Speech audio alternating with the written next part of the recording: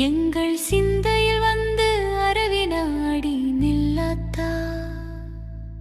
செல்லாத்தா செல்ல மாரியாத்தா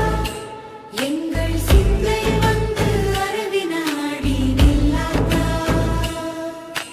கண்ணாத்தா உன்னை காணாத்தா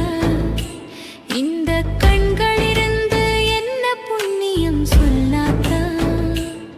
உந்தன் பெருமையை இந்த உலகுக்கு எடுத்து பாடாட்டா இந்த ஜென்மம் எடுத்து என்ன பயன் என்று சொல்லடி நீ ஆத்தா செல்லாத்தா செல்லல்ல மாரியாத்தா எங்கள் சிந்தையில் வந்து அரவினாடி நில்லாத்தா